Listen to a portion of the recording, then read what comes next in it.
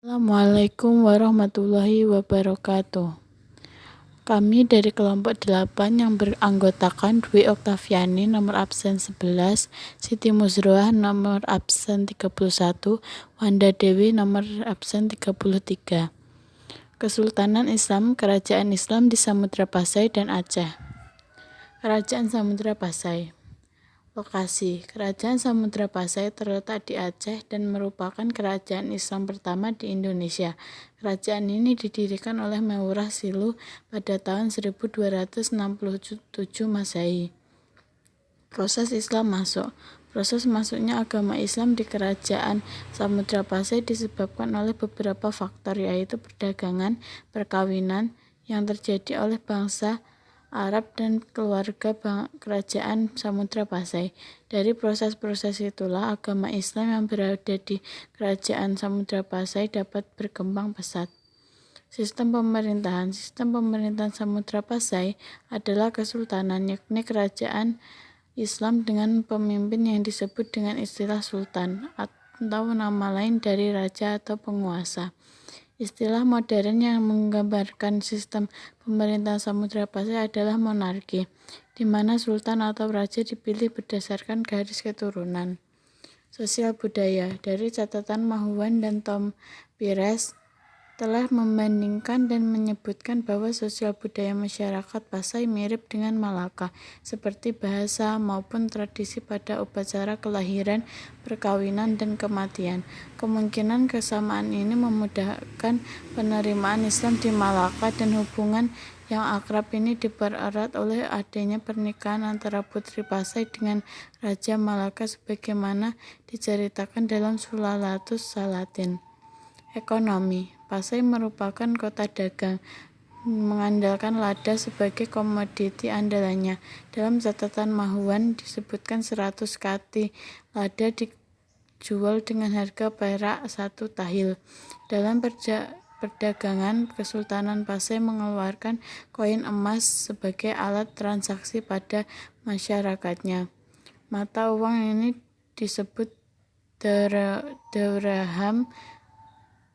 Masyarakatnya mata uang ini disebut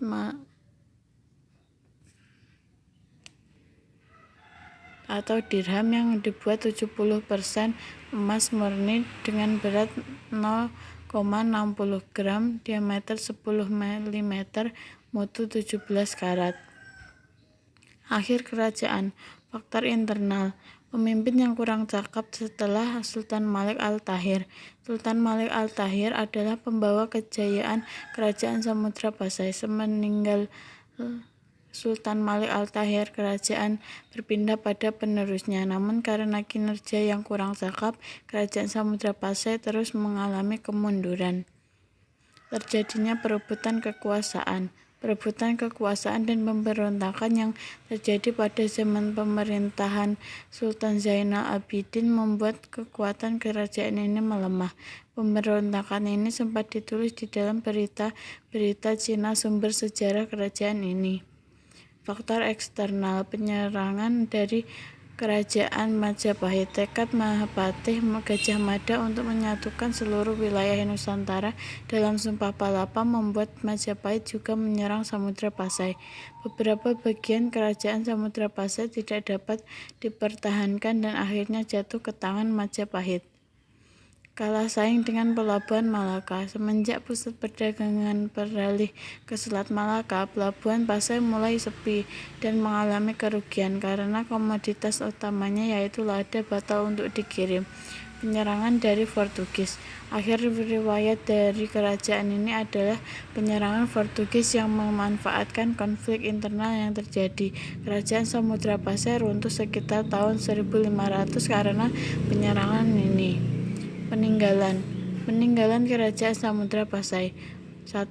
Umumnya peninggalan bersejarah Samudra Pasai berupa nisan bertuliskan kaligrafi Arab gundul yang khas atau Muhammad Burhanuddin 2011. Makam Sultan Malik Al-Saleh. Catatan Ibnu Battuta dan Cheng Ho. Makam Sultan Malik Al-Saleh.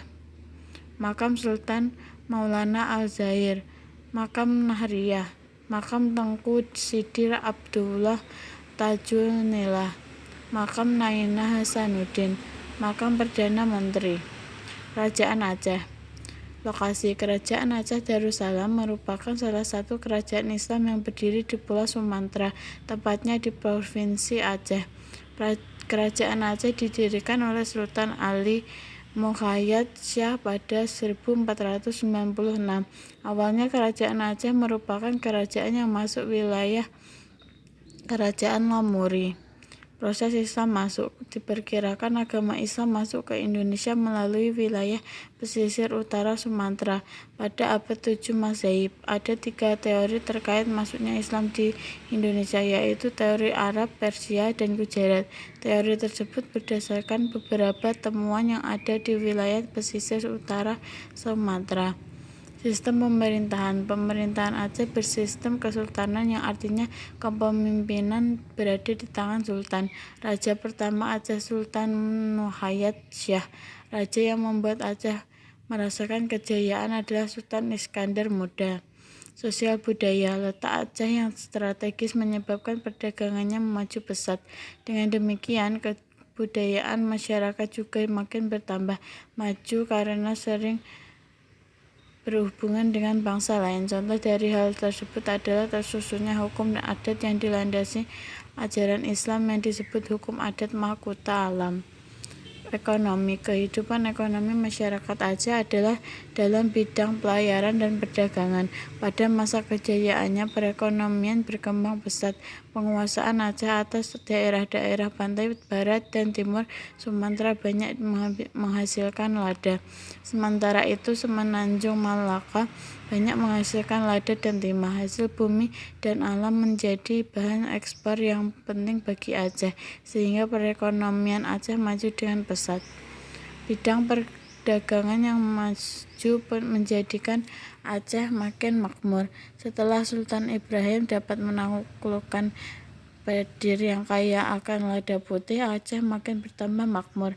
Dengan kekayaan melimpah, Aceh mampu membangun angkatan bersenjata yang kuat. Pada masa pemerintahan Sultan Iskandar Muda, Aceh mencapai puncak kejayaan. Dari daerah yang ditaklukkan didatangkan lada dan emas, sehingga Aceh merupakan sumber komoditas lada dan emas.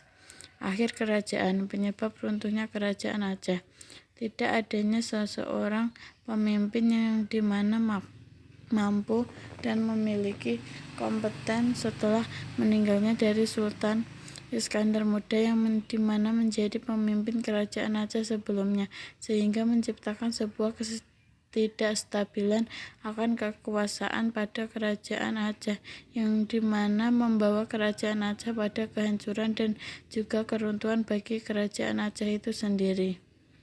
2. Di saat pada masa kemunduran kerajaan Aceh telah terlihat di saat meninggalnya pemimpin Aceh sebelumnya, yaitu Sultan Iskandar Muda, dalam bidang ekonomi, pekerjaan, dan juga sebagai salah satu kerajaan Islam terbesar di Nusantara pada waktu itu.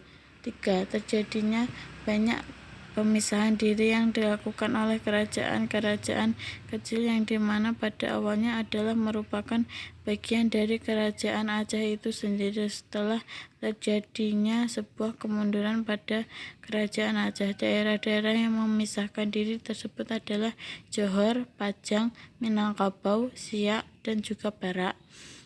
4. Kemudian terjadi sebuah pertikaian yang berada di dalam internal kerajaan seperti pada anggota kerajaan dengan bawahannya, di mana seperti yang kita tahu, untuk memperebutkan sebuah kursi kekuasaan membuat sebuah konotasi negatif, di mana keinginan tersebut bukanlah untuk membuat kerajaan semakin makmur dan membawa kerajaan ke arah yang lebih baik, melainkan untuk mencari kekuasaan atas rakyat pada daerah kerajaan Aceh dan mendapatkan harta.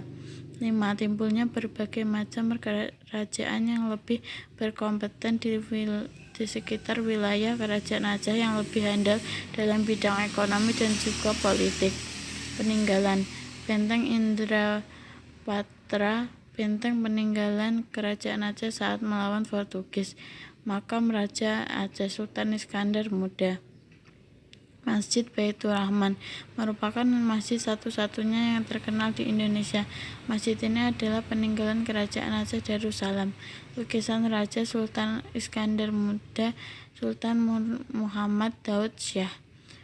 Uang logam emas Kerajaan Aceh Darussalam atau dirham. Sekian dari kelompok kami. Terima kasih. Wassalamualaikum warahmatullahi wabarakatuh.